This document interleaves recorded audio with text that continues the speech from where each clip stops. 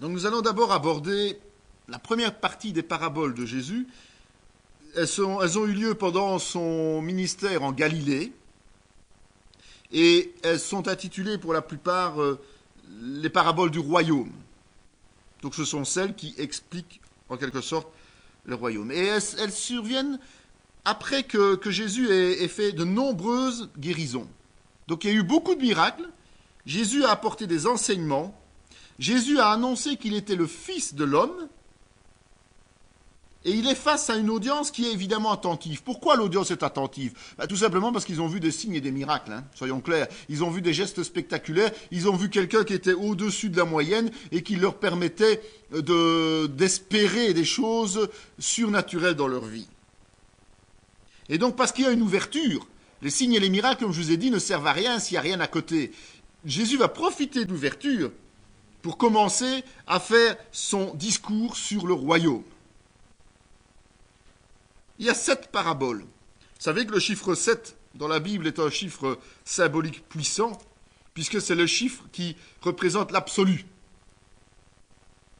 D'accord ? 12 concerne la perfection Israël, 12 tribus, d'accord, 12 apôtres. Mais le 7, comme 70 disciples, 7 représente l'absolu. L'Église universelle, c'est un 7. D'accord ? Alors il y a 4 paraboles qui vont s'adresser à la foule, en tout cas qui l'adressent devant la foule, et il y en a 3 qui vont se limiter à ses disciples. Alors, celle de la foule, il y a déjà 2 qu'on vient de voir. 4 qui s'adressaient à la foule.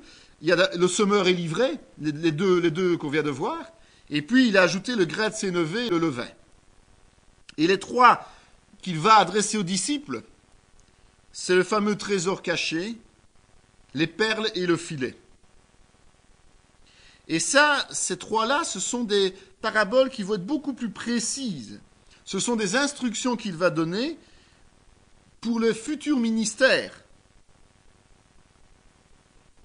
des apôtres, qui en ce moment sont toujours terre à terre, mais qui vont, comme dans tout ministère, avoir une portée spirituelle, évidemment. Donc il va déjà les enseigner sur le travail qu'ils vont devoir réaliser au niveau spirituel. Alors, le semeur, le bon grain et l'ivré, on ne va pas y revenir, évidemment, puisque ce sont ceux qu'on a déjà étudiés. Et on va s'arrêter au grain de sénévé et au levain. Ces 2-là abordent le même aspect des choses du royaume de Dieu. Ce sont des petites paraboles. Ils vont parler de la croissance, de l'agrandissement. Et Jésus va les raconter l'une à la suite de l'autre.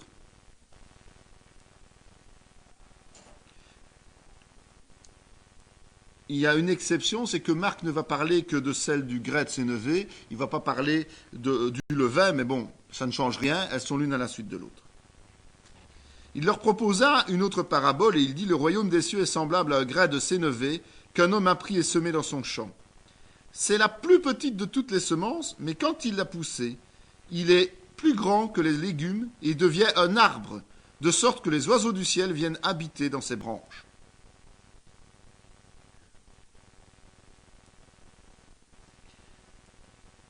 On a vu comment les semences étaient semées par le semeur et comment elles pouvaient prendre dans le cœur des hommes. Maintenant, on voit que cette semence grandit. Et on a vu notamment avec le bon grain, et on finit par porter des fruits. C'est cette semence qui grandit, qui est le bon grain, porte des fruits. D'accord ? Et on voit qu'ici, cette semence est capable de grandir à un point tel qu'elle devient un arbre. Cette semence représente non seulement chaque chrétien, évidemment, mais représente aussi dans l'absolu le royaume de Dieu, qui prend de plus en plus d'importance et qui porte de plus en plus de fruits depuis l'ascension de Jésus-Christ. Depuis que l'Église est née, de génération en génération, le royaume grandit. Et donc, cette petite graine, c'est-à-dire Jésus-Christ qui est mort pour nous, va faire de cette semence morte une plante immense qui va grandir de génération en génération et qui continue à grandir maintenant. Et donc, il faut être conscient que le royaume, l'Église universelle, est en perpétuel agrandissement. Jusqu'à ce qu'ils viennent nous rechercher. D'accord ? Donc, nous devons bien partir du principe qu'il ne faut jamais baisser les bras, puisqu'il y a un mouvement perpétuel de l'Église qui doit grandir, qui doit continuer à porter des fruits. Donc, le royaume grandit, mais chaque chrétien lui-même a la possibilité de devenir cet arbre et de porter des fruits, toujours plus de fruits. D'accord ? Donc c'est individuel et global, évidemment, puisque nous sommes un seul corps en Christ, je vous le rappelle. Le levain qui suit dit ceci. Il leur dit, cette autre parabole, le royaume des cieux est semblable à du levain qu'une femme a pris et mis dans 3 mesures de farine jusqu'à ce que la pâte soit levée.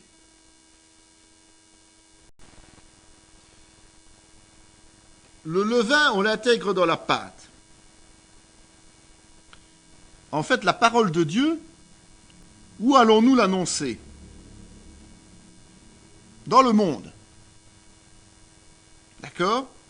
Et on l'intègre, une fois que la parole est mise dans le monde, on ne voit pas cette parole, elle n'est pas perceptible. Mais,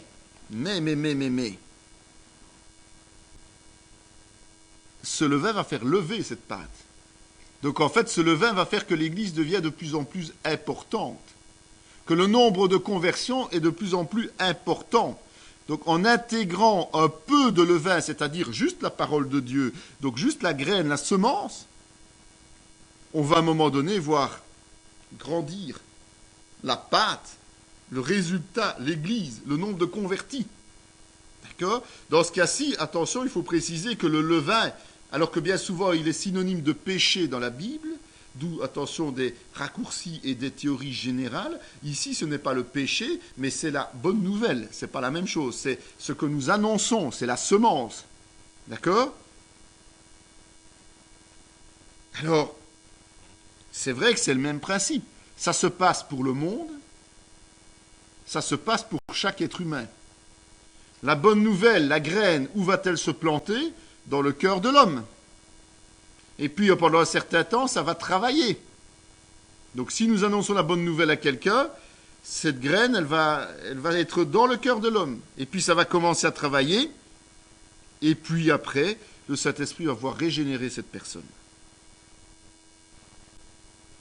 Et donc, c'est important de se rendre compte que ça ne peut grandir. Il ne peut y avoir transformation. Il ne peut y avoir qu'évolution du royaume de Dieu que s'il y a annonce de la bonne nouvelle. Et il faut aussi se dire que rien ne peut retenir le royaume de Dieu au niveau de sa croissance, de son agrandissement.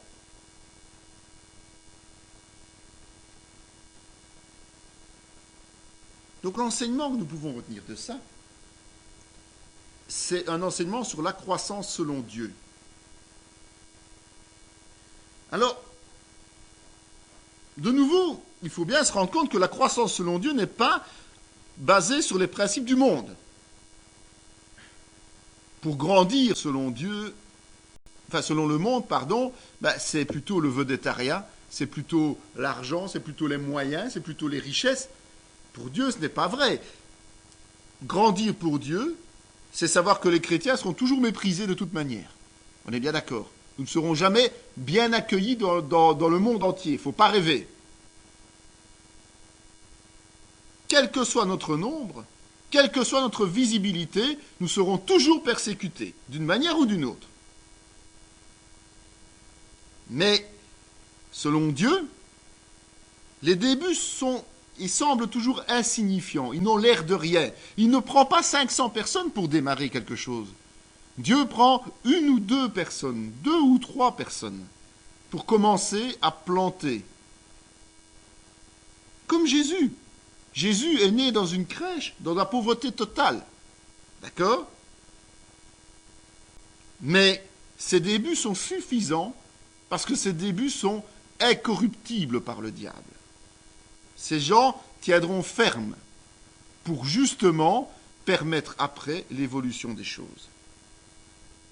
Un seul grain, c'est-à-dire l'évangile du salut, va enclencher des réactions en chaîne. Et pour avoir l'évangile du salut, il faut quelqu'un pour l'annoncer. Alors, quand la semence meurt, alors là, la croissance va être phénoménale. Elle va être exponentielle en ce qui concerne le royaume de Dieu. Donc elle va grossir de façon régulière, mais toujours plus volumineuse. C'est ça que ça veut dire. Parce que le royaume des cieux ne se limite pas à une époque, ne se limite pas à une période, ne se limite pas à un endroit, mais le royaume des cieux va transcender le temps. Et il ne va arrêter qu'au moment de la moisson finale.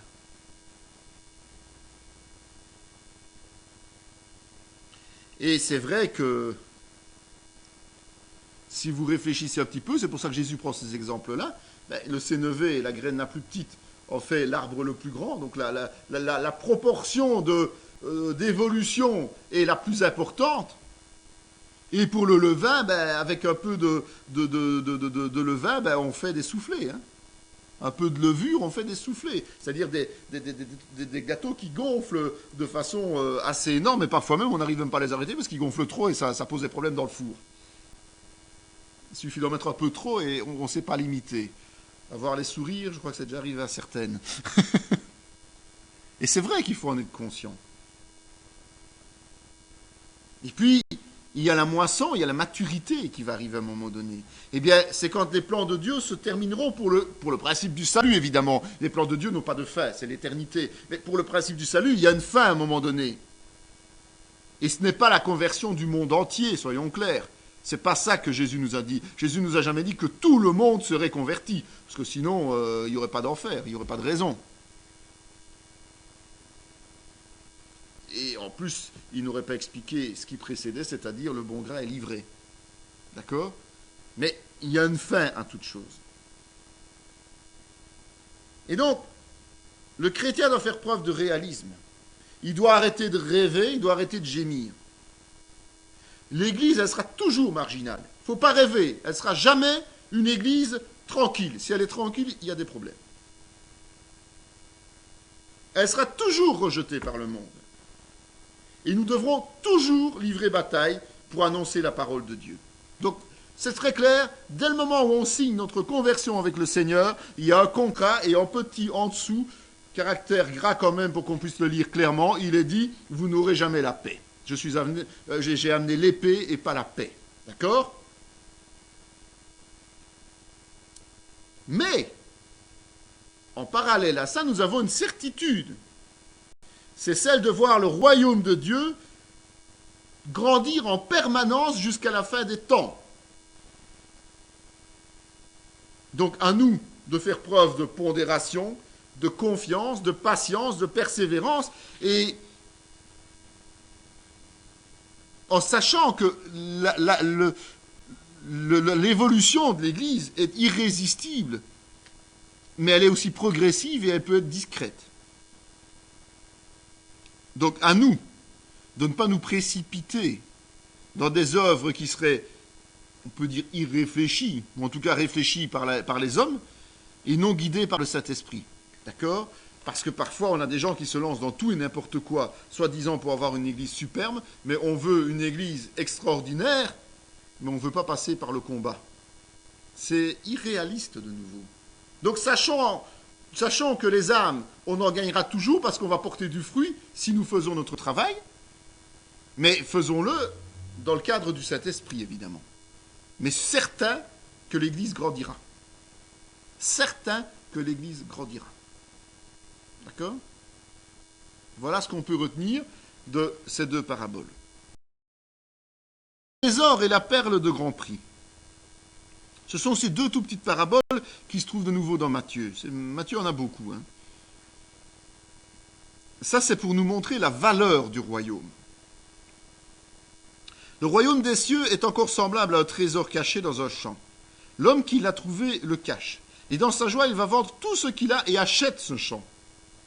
Le royaume des cieux est encore semblable à un marchand qui cherche de belles perles. Il a trouvé une perle de grand prix et il est allé vendre tout ce qu'il avait et l'a acheté. Qu'est-ce que le trésor ou la perle?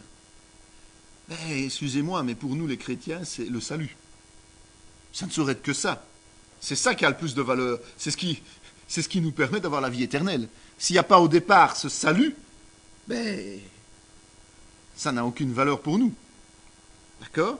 Donc c'est ça les objets de grande valeur, qui sont cachés aux inconvertis. Ceux qui ne donnent pas leur vie à Christ ne trouvent pas cette valeur. Alors quand nous sommes des gens à la recherche, on trouve ce salut, eh bien logiquement on doit tout laisser tomber pour ça. Pour ce salut. Le champ, c'est le monde. Vous savez, la bonne nouvelle du salut se trouve dans le monde. Ah, et comment se trouve-t-elle dans le monde? C'est pas compliqué. Au travers de l'Église. Nous sommes au milieu du monde quand même. Nous ne sommes pas isolés du monde. C'est pour cette raison que l'Église est présente dans le monde. C'est parce que si nous n'étions pas là, la bonne nouvelle ne serait pas là non plus. Il faut des chrétiens pour que cette bonne nouvelle soit annoncée. Donc, c'est au travers de l'évangile que nous apportons que les gens découvrent cet évangile et découvrent ce trésor. Et les hommes, ce sont les pécheurs. Alors, il y a deux façons de découvrir le trésor. Sur les deux paraboles. Alors, il y en a un qui trouve par hasard. Il trouve le trésor par hasard. Il travaille dans un champ et il trouve un trésor. C'est un hasard. L'autre, c'est quelqu'un qui cherche de belles perles. Lui, il est à la recherche de quelque chose. Donc, deux attitudes différentes dans le monde. Vous voyez, on a vu tout à l'heure les attitudes différentes avec le semeur, la semence, quand les gens reçoivent la parole dans leur cœur. Ici, on voit que dans le monde, il y a deux attitudes différentes, avec le même résultat. Et c'est vrai que dans la Bible, il y a beaucoup d'exemples de conversion qui nous montrent que les gens se retrouvent face à cette parole d'une manière ou d'une autre.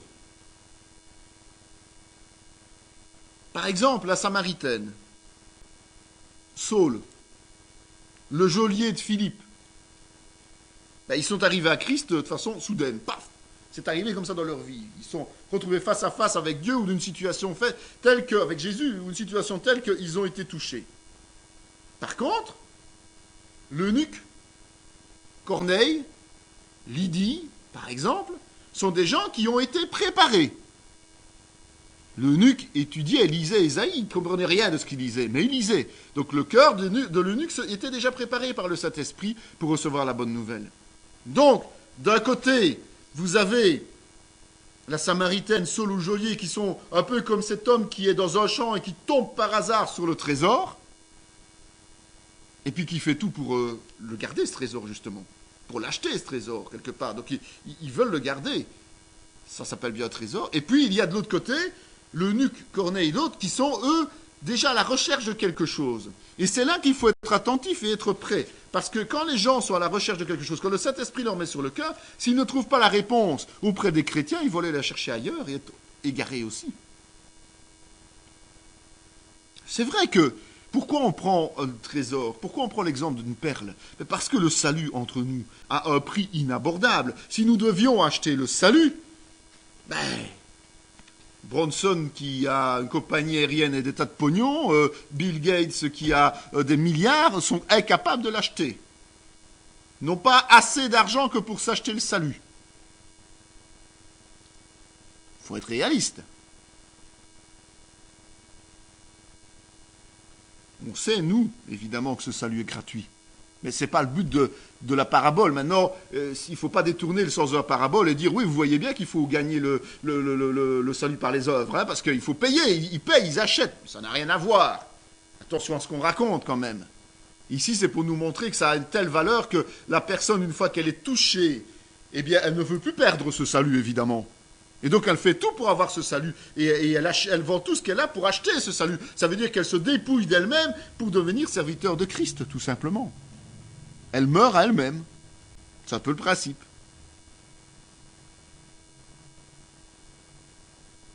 Vous savez, pour Dieu, il y a une conception différente de celle de l'homme.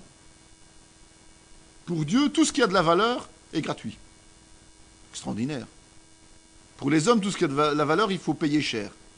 Et pour Dieu, tout ce qui a de la valeur est gratuit. Il faut bien être conscient de ça aussi. Mais il y a un prix à payer.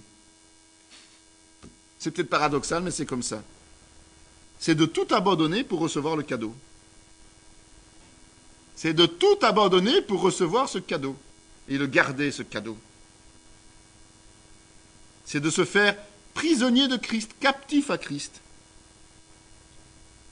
Et cette captivité nous rend libres. C'est paradoxal, mais c'est comme ça, c'est de nouveau un mystère de Dieu. L'histoire du jeune homme riche, c'est vraiment ça. Qu'est-ce qui lui manquait? C'était qu'il était encore lié à son argent plutôt qu'à Jésus. Et donc, qu'est-ce que Jésus lui a dit? Abandonne ton argent. Et puis reviens vers moi. Il n'a pas su le faire.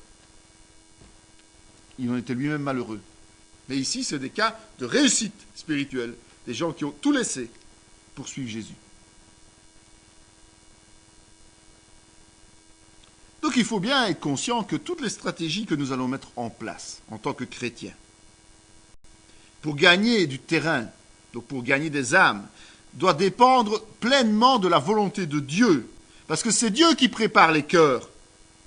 Parfois longuement, ou parfois il nous met dans une situation immédiate. Il faut être attentif à ce que Dieu veut de nous, tout simplement. C'est ça que ça veut dire. Parce que parfois, il va nous faire rencontrer quelqu'un qui est à la recherche depuis un certain temps, et on va tomber au moment opportun pour lui donner une réponse, comme Philippe était à l'écoute pour l'eunuque. Et parfois, ça va être autre chose, c'est que subitement, le Seigneur a décidé de frapper tout de suite le cœur de quelqu'un, et là, il va dire, oh là, toi, tu lui donnes ce témoignage. Si on ne le fait pas, de nouveau, on bouleverse les plans de Dieu. D'accord? Donc, à nous d'être là, au bon moment, là où il veut que nous soyons, et pas là où nous décidons d'être. D'accord? Et c'est à nous de présenter le trésor, la perle précieuse, à ceux qui la cherchent ou qui ne la cherchent pas. Parce que de nouveau, nous nous rendons compte qu'il ne faut pas nécessairement chercher Dieu pour le trouver. D'accord? C'est une part des gens, ceux qui cherchent. La parole dit clairement, ceux qui cherchent trouvent. Ceux qui cherchent sincèrement trouvent. Ça, c'est une catégorie d'hommes pécheurs. Mais il y a aussi ceux qui ne cherchent pas et que Dieu a choisi de bousculer pour le servir. Et l'exemple le plus puissant, c'est Saul. Quand on voit ce qu'il a fait avec lui, extraordinaire. Le filet, dernier des exemples, dernière des paraboles de ce ministère en Galilée sur le royaume. Là, dans le filet, on se retrouve à la fin des temps. On se retrouve au moment du jugement. Donc vous voyez, Jésus a abordé tous les aspects du royaume au niveau de la réalisation des choses. Le royaume des cieux est encore semblable à un filet jeté dans la mer et ramassant des poissons de toute espèce. Quand il est rempli, les pêcheurs le tirent. Et après s'être assis sur le rivage, ils mettent dans des vins ce qui est bon et ils jettent ce qui est mauvais. Il en sera de même à la fin du monde.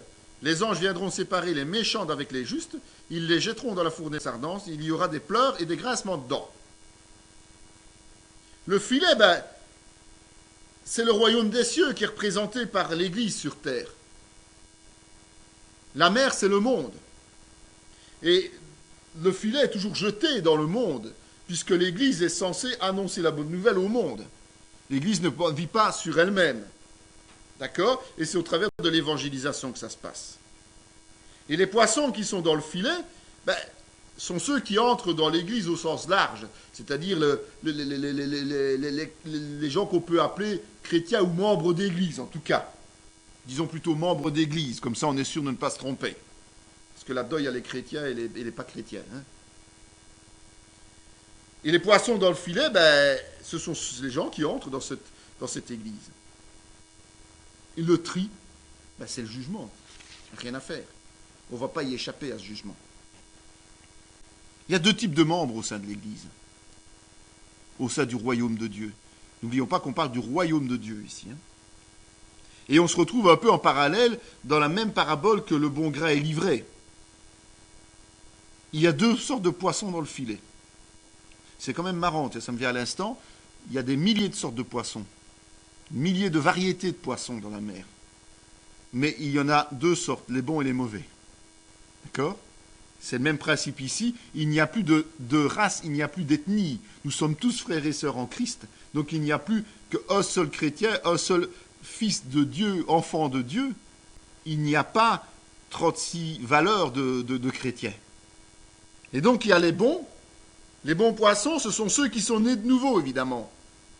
Et les mauvais, ce sont ceux qui sont d'apparence chrétiens. Donc les légalistes, les gens qui n'ont pas fait leur conversion, tout simplement. C'est l'un ou c'est l'autre. Ou on est né de nouveau, on ne l'est pas.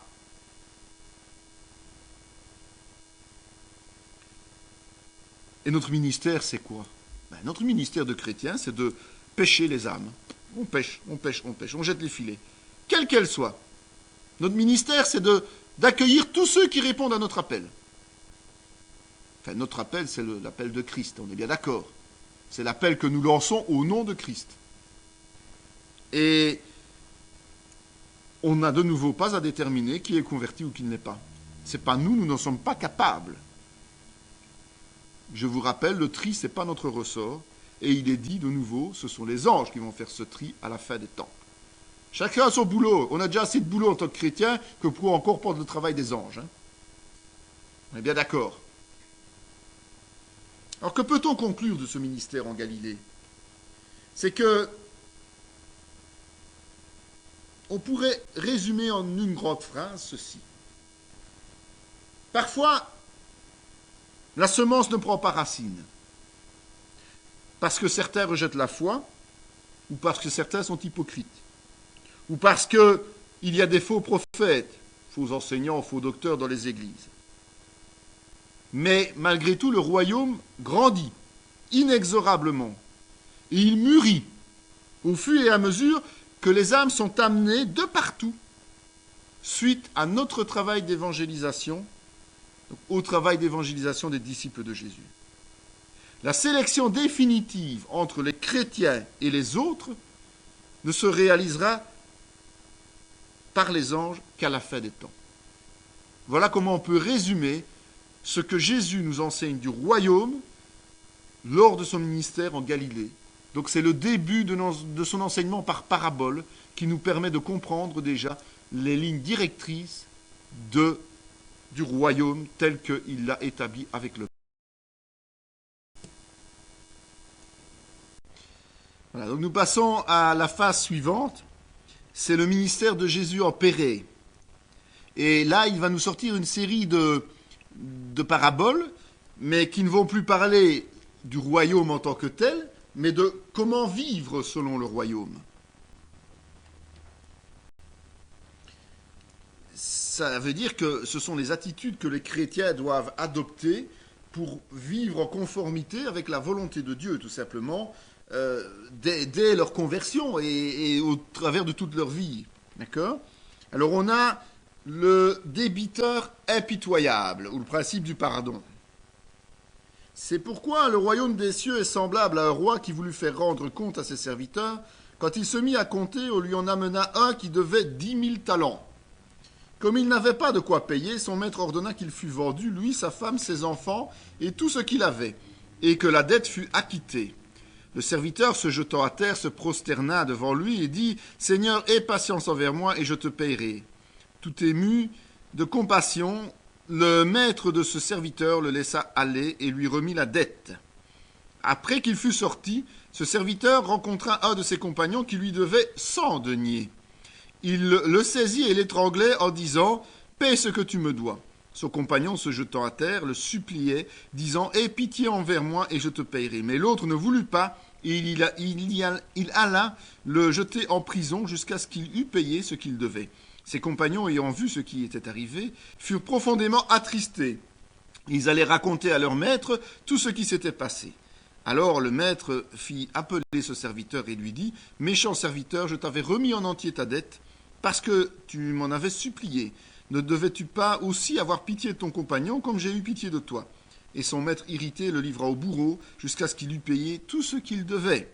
C'est ainsi que mon Père céleste vous traitera si chacun de vous ne pardonne à son frère de tout son cœur. Les symboles. Le roi, le maître, c'est Dieu, le Père. La dette qu'on ne peut pas rembourser, c'est celle que nous avons vis-à-vis de Dieu, évidemment, parce que nous sommes pécheurs et qu'il nous est impossible de payer cette dette avec nos propres moyens. Les compagnons, on peut considérer que ce sont des serviteurs, des disciples de Jésus, des chrétiens. Alors remettre une dette, c'est un pardon total, sincère. Et les bourreaux, ça représente en fait ceux qui infligent, avec l'aval de Dieu évidemment, ça on l'a déjà vu dans d'autres livres qu'il faut l'accord de Dieu, les épreuves qui sont dues à la désobéissance. Alors, que peut-on retenir de cette parabole ? Eh bien, c'est quelque chose d'assez particulier. Donc on a un homme qui est le pécheur, que nous étions chacun, d'accord ? Qui sommes pardonnés par Dieu, le roi. Et de cette manière-là, nous recevons la vie éternelle. En fait, c'est le principe du prix payé par Jésus-Christ à notre place, en quelque sorte. Alors, malgré ce cadeau, un cadeau qu'on peut considérer comme inespéré, puisque nous recevons gratuitement la vie éternelle, eh bien, ce chrétien, cette personne devenue chrétienne, née de nouveau, logiquement, refuse, elle, de pardonner, que ce soit un affront, que ce soit une indélicatesse, parce qu'il faut quand même regarder les proportions. Les péchés qu'on peut faire vis-à-vis de nous, le tort qu'on peut nous faire, sont minimes par rapport au tort que l'on a fait à Dieu lui-même, par notre désobéissance. Eh bien, il refuse de pardonner ces petites choses à son frère ou à sa sœur, malgré le fait que la personne demande pardon, parce que les supplications, c'est ça en fait. C'est « je te demande pardon ». Et cette personne le condamne, ou le fait condamner en disant « mais enfin, je ne te pardonne pas, tout simplement ». Donc, elle laisse un poids sur cette personne. Et Dieu ne veut pas ça de notre part. Dieu ne veut pas ça de notre part, parce que nous avons reçu la plus grande grâce qui puisse être reçue pour un être humain, c'est-à-dire la vie éternelle. Et donc, automatiquement, nous sommes invités à pardonner sans condition. Alors, tout ce principe se rencontre dans notre vie personnelle, évidemment. La grosse difficulté, bien souvent, que les êtres humains ont, même quand ils sont, entre guillemets, nés de nouveau, c'est d'accepter le pardon de Dieu. Les gens ont l'impression qu'ils n'ont pas encore été pardonnés par Dieu. C'est un peu faire Dieu menteur, mais c'est une réalité. Donc, pour pouvoir avancer dans la voie du pardon, donc apprendre à pardonner les autres, il faut peut-être d'abord accepter que Dieu nous a pardonné à nous-mêmes. On a peut-être tendance à nous condamner nous-mêmes. C'est un peu de la relation d'aide, là, qu'on fait, quelque part, au travers de cette parabole. Nous, on ne peut pas effacer notre passé par nos actions, même d'aujourd'hui. Donc, si on veut corriger les erreurs qu'on a faites avant notre conversion, c'est pas possible. On pourra peut-être corriger certaines choses qu'on a faites en réparant nos dégâts, par exemple en allant trouver quelqu'un ou bien en remboursant quelque chose, mais ce ne sera jamais que très partiel par rapport à tout ce que nous avons fait dans notre vie avant conversion. D'accord ? Et même si notre vie aujourd'hui était parfaite dans la façon de se conduire, ce qui est loin d'être le cas, soyons clairs, eh bien, si elle était parfaite, on n'arriverait même pas. Parce que le salut, c'est la grâce, c'est pas les œuvres. Et donc, il faut accepter de recevoir un pardon gratuit. C'est pas si évident que ça pour certaines personnes d'accepter que Jésus leur a pardonné. Tout. puis, la deuxième phase, c'est de se rendre compte que le pardon, c'est une disposition de cœur. Dans cette parabole, on se rend compte que le fameux débiteur qui vient de recevoir grâce n'a pas cette disposition de cœur. Il a plutôt un sentiment de s'en être tiré à bon compte. La bonne affaire, Dieu m'a pardonné. Et comme il n'a pas cette disposition de cœur, il ne pardonne pas aux autres. Il a l'impression d'avoir fait une bonne affaire, d'avoir gagné quelque chose et de n'être redevable de rien du tout. Oui, on n'est pas redevable, mais on a dit tout à l'heure que la conversion entraînait un prix, c'est-à-dire son sacrifice personnel. Eh bien, la disposition de cœur, ça fait partie du sacrifice personnel.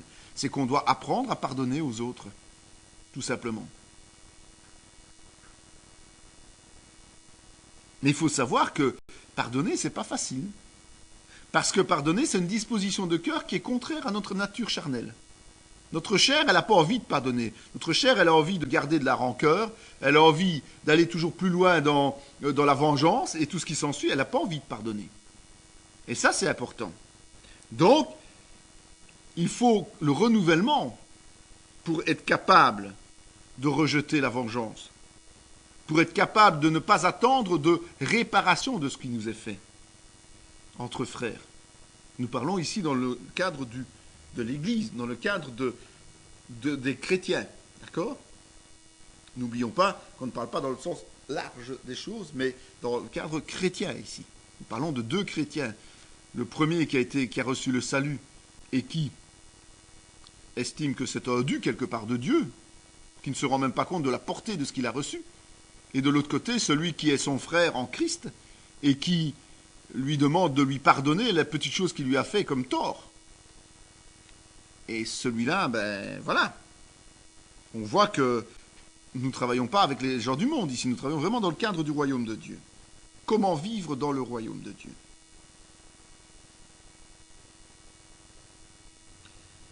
Alors ça nous permet de réfléchir peut-être, pour nous aider justement à apporter ce pardon. C'est que pardonner aux autres, c'est toujours facile si on arrive à voir la faute, la blessure que nous avons infligée à Dieu par notre propre désobéissance avant notre conversion. Et après peut-être, mais en tout cas avant notre conversion. Si on mesure la différence entre les deux, c'est, quand vous voyez, on parle de très grosses sommes d'un côté, pour recevoir le salut, le roi, la personne devait une très grosse somme, et puis l'autre lui devait très peu en réalité. Donc on n'aura jamais un préjudice aussi grave que le préjudice que nous avons fait subir à Dieu lui-même lorsque nous étions pécheurs. Alors automatiquement c'est plus facile évidemment. Parce que si aujourd'hui on vous donne 10 000 francs, on va parler en francs CFA, comme ça change un peu, et que vous devez en rendre 1000, ça va être facile. Plus facile en tout cas que si on vous en donne 10 000 et que vous devez en donner 20 000. On est bien d'accord. Or, comme le pardon de Dieu est toujours le plus élevé, nous devrons toujours donner moins que ce que nous avons reçu. Et automatiquement, ça doit faciliter notre compréhension des choses et notre acceptation. Et la deuxième chose que l'on doit bien se mettre en tête, c'est que si on refuse de pardonner à nos frères et nos sœurs, eh bien ça veut dire que nous ne sommes pas en règle vis-à-vis de Dieu. Et si nous ne sommes pas en règle, nous avons un problème dans notre vie avec Christ. D'accord ? Donc, ça doit nous aider. Réfléchir de cette manière doit nous permettre de contrebalancer la situation que cette personne vit, que ce débiteur impitoyable vit. Et Jésus, Jésus est notre exemple parfait de nouveau. C'est aussi une manière d'aborder les choses pour apprendre à pardonner.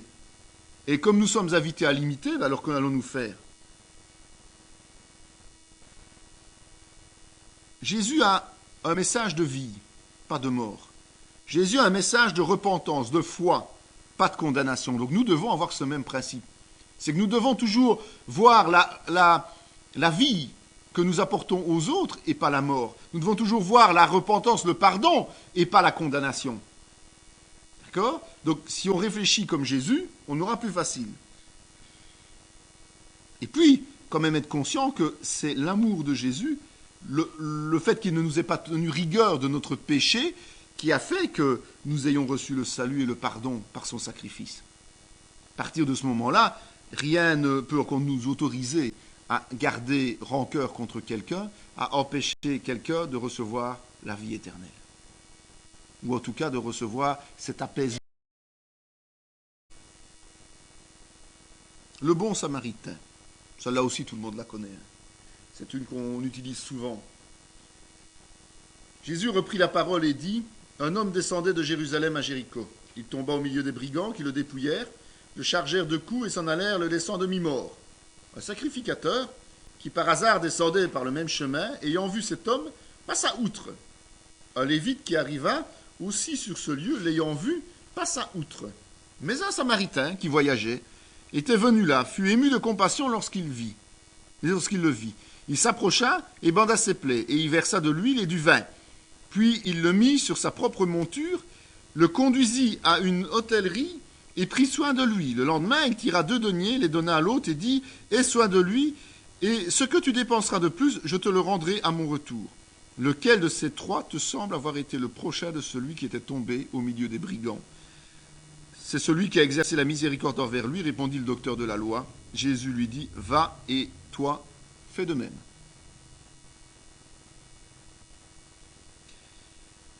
Le sacrificateur dans les symboles, il représente normalement le ministre de Dieu, le serviteur de Dieu, celui qui est le modèle et qui représente le Seigneur. Le lévite, c'est quelqu'un qui est censé être religieux assidu, donc respectueux de la loi et des règles. Ce qui veut dire que dans la loi et les règles de Dieu, il y a quand même l'assistance au prochain. Le samaritain, c'est quelqu'un qui est considéré par les juifs comme un païen, même s'il a la croyance et s'il est d'obédience judaïsante, il est considéré comme un païen. Il fait partie d'une caste de basse provenance, et en plus pour les juifs, il est possédé par le diable. Donc il a une belle image, hein, c'est les préjugés à l'extrême. Pourtant c'est comme ça. Le voyageur qui est agressé, l'hôtelier n'a pas de précision, donc on ne va pas faire de commentaires là-dessus, il n'y a pas de précision, donc ça ne sert à rien d'inventer des choses. Mais on voit que le lieu de l'agression se trouve entre Jérusalem et Jéricho. On sait que Jéricho se trouve dans la vallée du Jourdain, et ça se trouve au pied d'un massif montagneux de Juda. Donc vraiment au pied, au début du massif montagneux de Juda. Et ça se trouve à 27 km de Jérusalem. Donc on suppose que cette agression, puisqu'on part de Jéricho au pied de Juda, jusqu'à Juda, et qu'ils étaient en route, jusqu'à Jérusalem, cette agression se passe sur le territoire de Juda, chez les Juifs. Ce qui est déjà quand même assez interpellant. Alors on peut bien se rendre compte que le choix des acteurs que Jésus a fait prépare quand même un message suffisamment choc, puisque je vous ai dit que comment les Samaritains étaient hautement considérés par les Juifs, ça va nous amener à quelque chose qui va certainement faire souligner de la part de Jésus un manquement gravissime pour les serviteurs de Dieu. Donc dans la pratique, c'est quelqu'un qui est là, qui gît sur le sol, qui est blessé, qui est démuni, donc qui est mourant en quelque sorte. Et on voit que les hommes de Dieu, en tout cas ceux qui se considèrent comme hommes de Dieu, vont se détourner. Malgré, comme je le disais, le devoir d'assistance qui est le leur et qui est écrit dans la loi. Et la seule personne qui s'arrête, c'est un impur. La seule personne qui lui porte secours, c'est un impur, entre guillemets, et qui va au-delà de l'urgence, puisque au-delà des soins qu'il lui donne, il va jusqu'à promettre à l'hôtelier une somme en retour lorsqu'il repassera, parce qu'il veut que cette personne soit prise en charge de manière digne. Le moteur de tout ça, c'est pas compliqué, c'est l'amour du prochain, évidemment. Et on a vu que le pardon, dans la parabole précédente, était une disposition de cœur. On voit que l'amour, automatiquement, est aussi une disposition de cœur. On voit que la première action qui se passe, c'est qu'il est dit, et c'est repris aussi dans le cadre de Jésus à certains moments, le Samaritain est ému de compassion. Et Jésus, avec son ami Lazare, était ému de compassion. Être ému de compassion, c'est pas seulement se dire « Ah, pauvre type, va ». Ému de compassion, c'est souffrir avec l'autre. Quand il voit celui qui est en souffrance, eh bien, il souffre avec lui. Et il ne se pose pas de questions. Il prend des risques. Il va tout de suite à son secours sans calculer quoi que ce soit. Il le voit, il intervient. Ça pourrait être un brigand qui fait semblant d'être blessé ou quoi. Il ne se pose pas de questions. Il a mal au cœur de voir cette personne étendue là et il ne se pose pas de questions aucune. Il court à son secours. C'est une action immédiate. C'est une action qui ne compte que sur une chose, c'est penser au bénéfice de l'autre. Pas à ce qu'il pourrait retirer comme avantage de ceci. Il aurait pu se dire, waouh, c'est quelqu'un qui a l'air riche. Ah bon, c'est vrai que s'il s'est fait dépouiller, mais si je le secours, certainement qu'il viendra intervenir pour me donner quelque chose, une récompense, tout ce qui... Non, c'est pas du tout ça. Il intervient sans rien attendre en retour. Et il aide cette personne, troisième étape, dans le temps. Donc il ne se contente pas, comme je le dis, de faire l'urgence, mais il s'occupe de l'après-urgence. Donc au-delà de ce qui est logique, quelque part.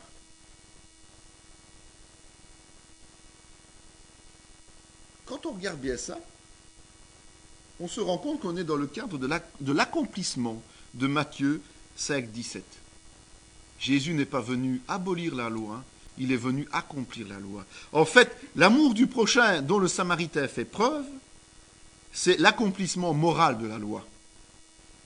Il est le soutien de son prochain. C'est un problème de conscience, être le soutien de son prochain. Parce que le prochain, c'est n'importe qui. Tout qui est dans le besoin et pour lequel nous avons la possibilité d'intervenir, eh bien, nous devons le faire. Alors, vous savez, de nos jours, c'est la mode. Hein. D'ailleurs, on le voit tout le temps sur la télé et tout. On fait des appels de fonds. Et alors, beaucoup de chrétiens, aujourd'hui, se donnent bonne conscience en donnant de l'argent. Ils donnent de l'argent pour laisser faire les autres. C'est pas ça, l'amour du prochain. Ça, c'est se donner bonne conscience, c'est s'acheter une conduite quelque part, mais ce n'est pas agir selon la volonté de Dieu. Dieu veut que nous intervenions personnellement. Il veut que nous intervenions personnellement. Parce que ça doit faire partie de notre vie, de l'amour que nous avons pour le prochain. C'est bien aussi, on prie pour ceux qui aident les autres. Mais il faut non seulement prier pour ceux qui aident les autres, c'est vrai que ça fait partie de notre rôle, mais il faut surtout aussi aider les autres pour que d'autres prient pour nous. D'accord ? C'est l'acte dont Jésus veut nous encourager, auquel Jésus veut nous encourager. Pas la pensée, l'acte. Parce que si nous n'agissons pas directement vis-à-vis de notre prochain, ben nous faisons preuve d'hypocrisie et pas d'amour. Et ça, il faut le retenir, il faut en être conscient. Voilà ce que ça nous apporte, la parabole du bon Samaritain.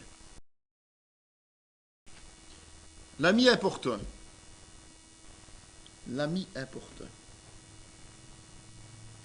L'ami importun, c'est une parabole qui est intégrée dans un enseignement qui est beaucoup plus large. Et le but de cet enseignement, c'est de nous encourager à persévérer dans la prière. C'est une nécessité, même une obligation. Parce que même si les apparences sont souvent trompeuses, le fait de persévérer dans la prière amène à des résultats. Il leur dit encore, si l'un de vous a un ami, et qu'il aille le trouver au milieu de la nuit pour lui dire, « Ami, prête-moi 3 pains, car un de mes amis est arrivé de voyage chez moi, et je n'ai rien à lui offrir. Et si de l'intérieur de sa maison cet ami lui répond, ne m'importune pas, la porte est déjà fermée, mes enfants et moi sommes au lit, je ne puis me lever pour te donner du pain, je vous le dis, même s'il ne se levait pas pour les lui donner parce que c'est son ami, il se lèverait à cause de son importunité et lui donnerait tout ce dont il a besoin. L'acteur principal, c'est nous, c'est un de nous. Il est dit, si l'un de vous. Donc c'est n'importe qui d'entre nous. Et évidemment, n'importe qui d'entre nous, c'est qui? C'est un chrétien, hein? C'est pas un autre. Il ne faut pas commencer à dire à un non-chrétien, prie et tu recevras tout ce que tu demandes. Hein? Non, il faut demander à un chrétien, un non-chrétien, il faut l'encourager à prier pour être visité par Dieu. Le reste, c'est après. D'accord? Ou pour que Dieu lui donne un signe de son existence. Ça oui, mais rien d'autre. Sinon, vous en faites de nouveau un système magique, la prière. Et donc ici, c'est un d'entre nous, c'est-à-dire un disciple de Jésus. Pour le chrétien, l'ami, c'est Dieu lui-même, hein, soyons clairs. Là, c'est pas, n'oubliez pas, bon, il est dit, il est en train de dormir, il est à l'étage, il est en haut. C'est symbolique, hein, il est en haut. Et donc, quand vous priez Dieu, Dieu est au ciel, vous le priez là. Et ne pas confondre, ne pas dire, c'est vous demandez à un ami, à un frère en Christ, ça n'a rien à voir. Hein. Ce concept de parabole, c'est bien à Dieu que vous adressez.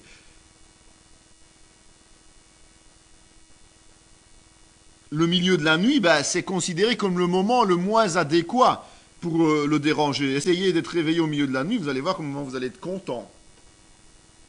C'est toujours le moment le plus difficile, le plus agaçant. Et même le plus calme d'entre nous s'énerverait certainement à être réveillé en plein milieu de nuit. Alors qu'il est en plein dans son sommeil profond. Là. Surtout pour 3 pains. Hein. Mais c'est comme ça. Donc en fait, l'exemple c'est de dire, c'est un moment qui ne semble pas du tout le meilleur moment, que du contraire c'est le plus mauvais moment. Soulignons quand même que la demande qui est faite n'est pas une demande pour son profit personnel, hein. C'est pour accueillir un frère de passage. Donc c'est une prière pour un frère en Christ, là. Donc cette personne va prier le Seigneur pour quelqu'un d'autre. Elle va la prier peut-être au moment le moins opportun, mais c'est pour quelqu'un d'autre.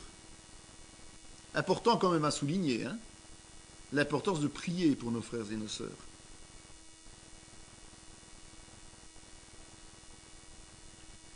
Ce passage va s'inscrire, c'est dans Luc, mais il l'a notifié, il l'a inscrit dans la partie qui concerne notamment l'enseignement sur le Notre Père.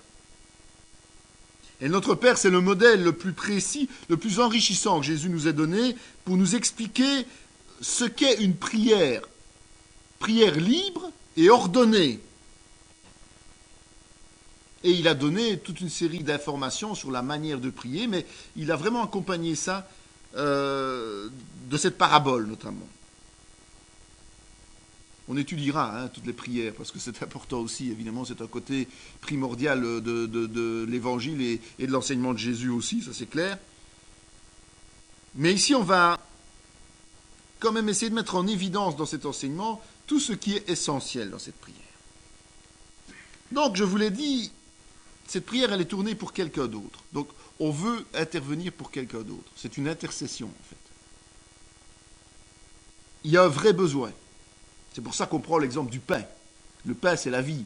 C'est la nourriture. Il ne sait pas, écoute Seigneur, il a besoin de 200 € pour mettre, pour aller passer un week-end avec sa femme à la mer parce qu'il a envie de changer d'air. C'est pas ça, évidemment. C'est de l'essentiel, du primordial. Un vrai besoin. Il n'y a qu'une seule ressource pour ça. En fait, ce frère ne peut pas donner à cette personne ce dont elle a besoin. C'est ça le problème. C'est que par lui-même, il ne peut pas lui donner parce qu'il ne l'a pas. S'il avait le pain, il n'aurait pas été réveillé, l'ami. Il aurait tout simplement donné son pain. On est bien d'accord. Donc il n'a pas ce qu'il faut pour l'autre. Et la seule ressource pour cela, c'est Dieu. Alors, qu'est-ce qu'elle fait? Elle persévère, parce que essayez quand même de réveiller quelqu'un qui dort vraiment à poing fermé, il faut quand même le temps de réveiller la personne, le temps que la personne réalise qu'on est en train de tambouriner à sa porte ou de sonner, qu'elle se lève plus ou moins, qu'elle arrive à trouver l'éclairage. Enfin bon, ça prend du temps évidemment, donc il faut persévérer, il faut chercher, il faut frapper. Et la persévérance, c'est le prix que nous devons payer pour réussir de toute façon. Il ne faut pas croire que tout va nous tomber du ciel comme ça. Il y a des choses qui nous tomberont du ciel, des bénédictions qui arriveront sans qu'on ne s'y attende, mais la plupart des choses, il faut les réclamer. On ne les recevra pas sans les réclamer. Il faut aller plus loin, toujours plus loin. Parce que c'est au fur et à mesure de cette persévérance que nous allons grandir dans notre efficacité, dans l'intercession, dans la prière. Et évidemment, si la personne va frapper à cette porte, c'est qu'elle a la foi en ce qu'elle va recevoir, parce qu'on ne va pas aller frapper, se faire engueuler et ne pas obtenir. Le but, quand même, c'est de croire que si on va frapper au milieu de la nuit chez un ami pour lui demander 3 pains, c'est qu'on recevra les 3 pains. Peut-être sur la tête parce qu'il les lancera par la fenêtre, mais on les aura quand même. D'accord? Ça, il faut avoir la foi, sinon ça ne vaut pas la peine.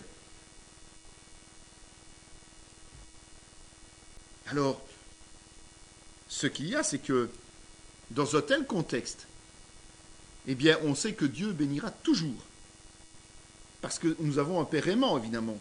Et ce Père, il se donne au travers du Saint-Esprit. Il se donne à nous au travers du Saint-Esprit. Et le Saint-Esprit, c'est notre moteur de prière. Donc on a bouclé la boucle. Et moi, je vous dis, demandez, on vous donnera. Cherchez et vous trouverez. Frappez et l'on vous ouvrira. Car quiconque demande reçoit. Celui qui cherche trouve. Et l'on ouvre à celui qui frappe. Quel est parmi vous le père qui donnera une pierre à son fils s'il lui demande du pain? Ou s'il demande un poisson, lui donnera-t-il un serpent au lieu d'un poisson? Ou s'il demande un œuf, lui demandera-t-il un scorpion? Si donc méchant, comme vous l'êtes, vous savez donner de bonnes choses à vos enfants, à combien plus forte raison le Père Céleste donnera-t-il le Saint-Esprit à ceux qui le lui demandent? Alors, c'est à nous de nous poser la question d'où on se situe dans la prière. Sommes-nous des intercesseurs comme ce frère vis-à-vis de cet ami, ou bien sommes-nous des intercesseurs égoïstes, c'est-à-dire qui prions uniquement pour nous et pas pour les autres? Sommes-nous des intercesseurs mous qui n'insistons pas et qui attendons que les choses se passent parce qu'on laisse faire les autres? Ça, c'est la question personnelle que l'on doit se poser, et c'est une réponse personnelle que l'on doit avoir. Cette vidéo fait partie intégrante de la formation en théologie pratique dispensée par la mission de théologie Emmanuel de Parakou, Bénin, sous l'autorité académique du Centre chrétien Emmanuel SBL, Spa, Belgique. Pour mieux connaître nos activités, voici nos différentes adresses.